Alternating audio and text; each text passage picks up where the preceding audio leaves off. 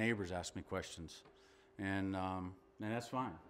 I think this is one thing I do want to stress to you.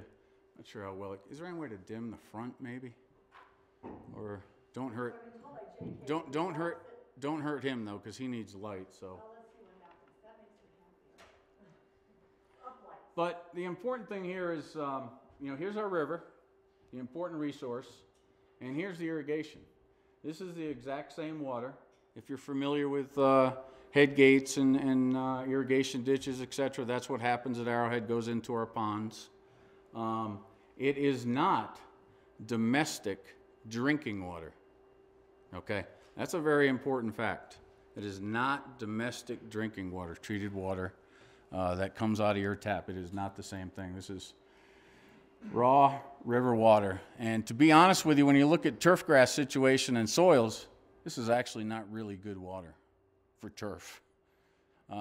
So when I first came here, in March was my first month, I walked down to the river and I just looked at that and I thought, this is the greatest water source I've ever seen. But come to find out some things in the river and stuff, it's not truly the greatest for soil and turf, but we certainly aren't complaining. But that's, if you leave from my presentation one little tidbit of information, golf courses, and every golf course in the Vail Valley, or Eagle County, I guess, period, there's no domestic water used. It is all river, creek, stream, depending on what their source is. I arrived in 1995. 1996, some of us in the valley got together, golf course superintendents, and we decided that, it's pretty important that we know what we're doing. And we want to make sure that we protect the river the best we can.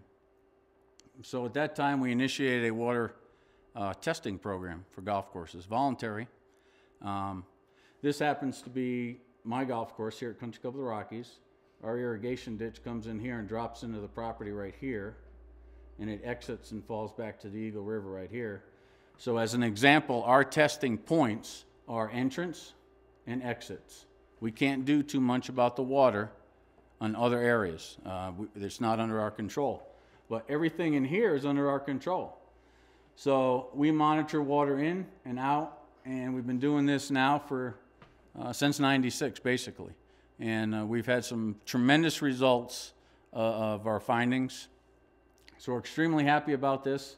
And actually, out of this initial testing program, kind of evolved the Eagle County Golf Course Environmental Group, which is basically most of the golf course superintendents, managers in the valley. Steve will elaborate a little bit more on that when he gives his presentation. Water management, what do we do? How do we water? It's still an evolving thing, but we've reached some things that are really pretty neat stuff.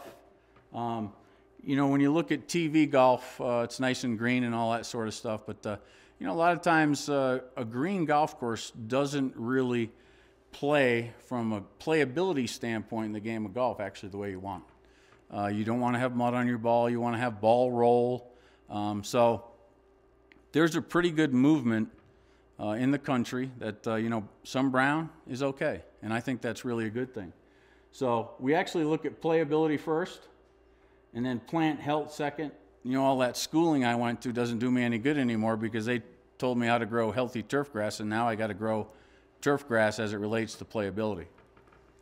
Technology, this is, it's just amazing what's happened in technology. I've been fortunate because I've seen a lot of it. Computer-controlled irrigation. Steve's going to do a little longer stint on that, but I want to mention all these. We have our own weather stations. We have soil moisture sensors. This is something I'm really big on, that I've really done a lot of work with over the past few years that I think is pretty neat stuff. Grass selection species, and what I like to call, we didn't go to school and learn all that stuff for nothing, but we have to do a little bit of turf grass magic, and I'll show you a couple things as it relates to that. Computer-controlled irrigation, really fancy stuff. I mean, you'll be able to see in Steve's presentation what it can do, but you can control individual heads, you can control flows and times, and what's going to happen. Actually, I'll go through a couple more slides first, but you know, it's pretty interesting. You know, I have to kind of embrace technology a little. Sometimes I don't want to touch it. You know, I've never texted, so I do want to say that. That's pretty good. But I do have an iPhone. I got to admit that. And that is my iPhone. And actually, Toro has an iPhone app. I can go into my irrigation computer. I can analyze data at any time I want. Just press your app and put your log in, and up comes your pump station, your irrigation, just about anything you want to know. And I can send you warnings, and you can tell if it's raining.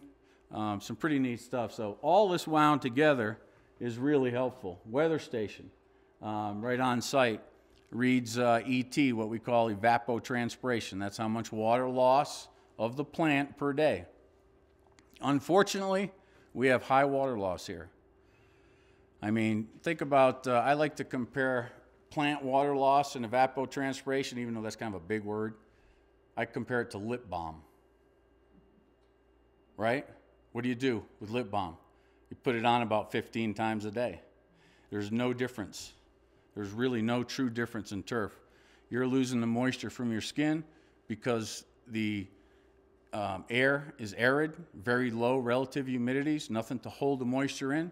When you go to Florida or somewhere for vacation, lip balm doesn't come out very much, does it? And the women, in general, they don't use as much lotion.